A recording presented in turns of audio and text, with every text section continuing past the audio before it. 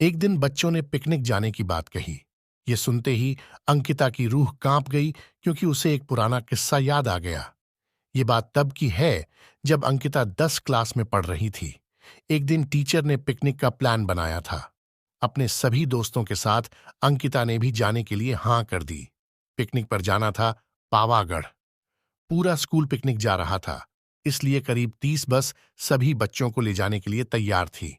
अंकिता अपने दोस्तों के साथ सबसे पीछे वाली बस में बैठ गई।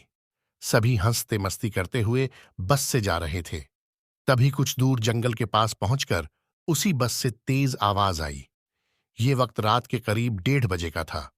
ड्राइवर गाड़ी से बाहर निकला तो उसे पता चला कि टायर फट गया है। ड्राइवर ने सबसे कहा कि बस का टायर बदलने में करीब 2 घंटे लगेंगे।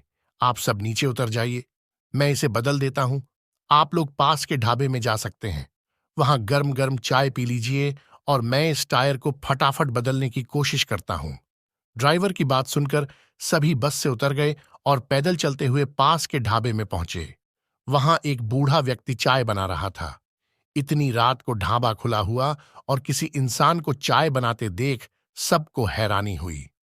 उस बूढ़े इंसान ने कहा, आप सब चाय पी लीजिए, यहां अक्सर लोगों की गाड़ी खराब हो जाती है, इसलिए मैं भी अपना ढाबा हरदम खुला रखता हूं। आप जैसे राहगीरों को कुछ मदद हो जाती है। उनकी बात सुनकर सबने चाय का ऑर्डर दे दिया। उन्होंने कुछ ही देर में सबके लिए चाय बनाकर मेज पर रख दी। चाय पीते हुए अंकिता की आंखें एकदम ढाबे की छत की तरफ गईं। वहां अंकिता ने एक औरत को सफेद रंग की साड़ी में खुले बाल लहराते हुए देखा। कुछ देर बाद वो जोर जोर से हंसने लगी। भले ही हंसने की आवाज किसी को सुनाई नहीं दे रही थी, लेकिन अंकिता ने उसे मुंह खोलकर हंसते हुए देखा था। ये सब देखकर अंकिता ने डर के मारे आंखें नीचे झुका लीं। कांपते हुए किसी तरह से अंकिता ने चाय दोबारा पीना शुरू ही किया थी कि उसी वक्त जोर जोर से किसी के चिल्लाने की आवाज जंगल की ओर से आई। ढाबे में बैठे हुए सभी बच्चे और टीचर उस आवाज को सुनकर डर गए। सबको डरा हुआ देखकर उस बूढ़े इंसान ने कहा कि मैं देखकर आता हूं क्या हुआ है, आप लोग यहीं बैठे रहो। इतना कहकर वो आवाज की तरफ बढ़ गया।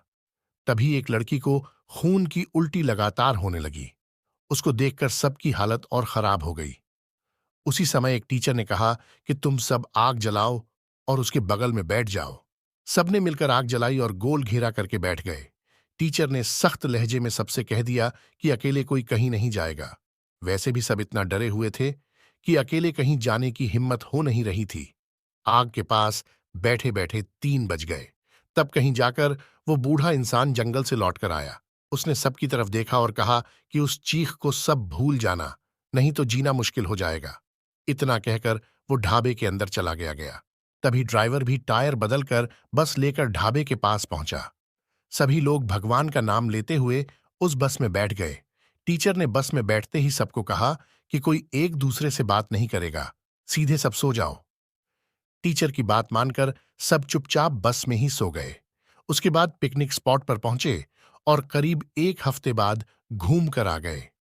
पिकनिक में किसी ने दूसरे बस के बच्चों से उस रात के बारे में कुछ नहीं कहा, क्योंकि टीचर ने मना किया।